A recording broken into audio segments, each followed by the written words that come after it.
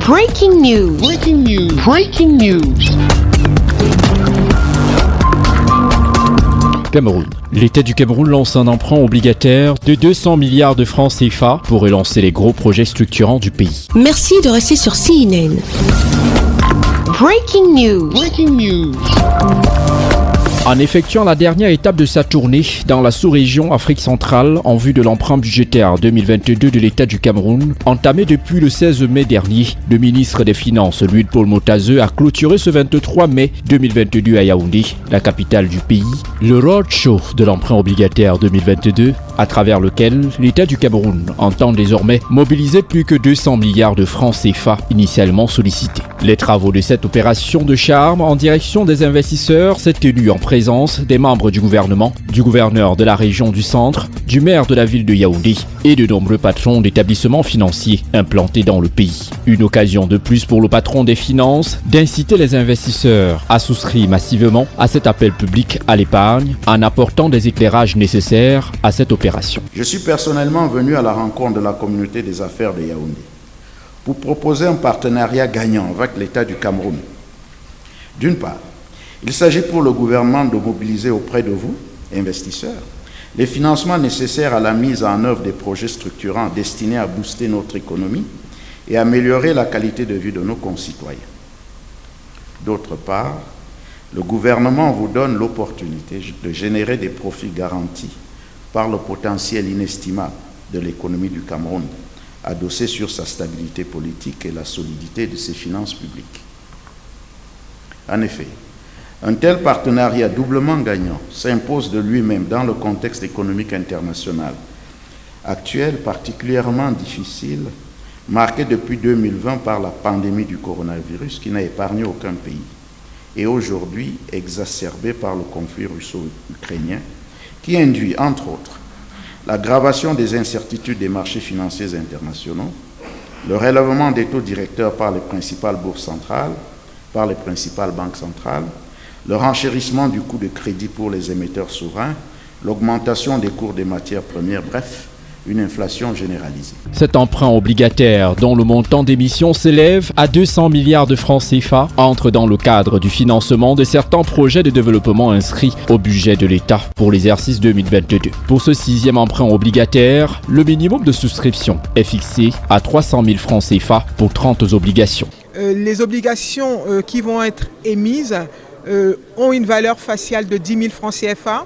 On peut en acquérir au minimum 30 et en montant. Et elles ont une maturité, ces obligations, de 7 ans.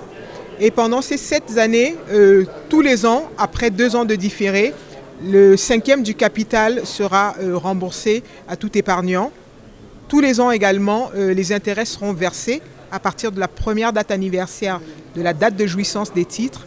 Les intérêts seront versés à 6,25% net d'impôts et taxes à tout investisseur. Selon la décision de la COSUMAF, Commission de surveillance du marché financier de l'Afrique centrale, ces obligations ont une maturité de 7 ans avec un différé de 2 ans. Autrement dit, le remboursement du principal n'interviendra qu'à partir de la 3e année, tandis que les intérêts seront payés annuellement dès la première date d'anniversaire d'émission des titres. Pour toute personne intéressée, déjà prendre connaissance des termes de l'opération qui figurent sur le site internet qui a été créé à cet effet, www.ecmr2022.com, mais peut-être que le plus simple ce serait de se rapprocher d'un des intermédiaires qui est chargé donc de la vente de ces titres-là. Et c'est notre rôle d'accompagner tout investisseur intéressé dans la démarche de souscription. Les intérêts de cet emprunt obligataire baptisé ECMR 6,25% net 2022-2029 seront exonérés de tout impôt et de taxes au Cameroun. Ils sont en outre exonérés de l'impôt sur le revenu des capitaux mobiliers dans le pays des membres de la zone CEMAC.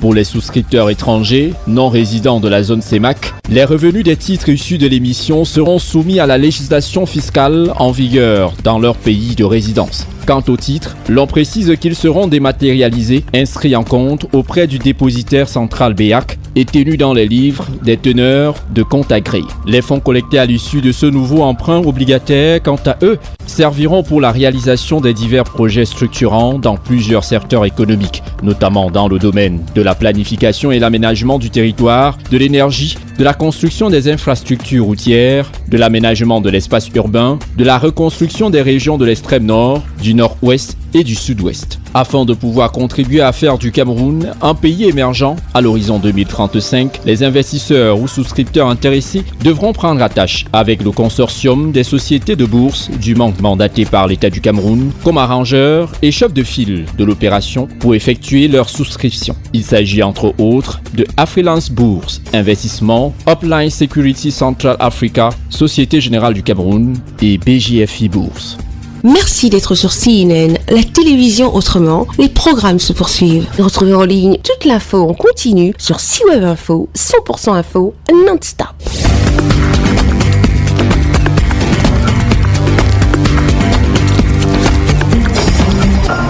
Breaking news. Breaking news. Sur CNN.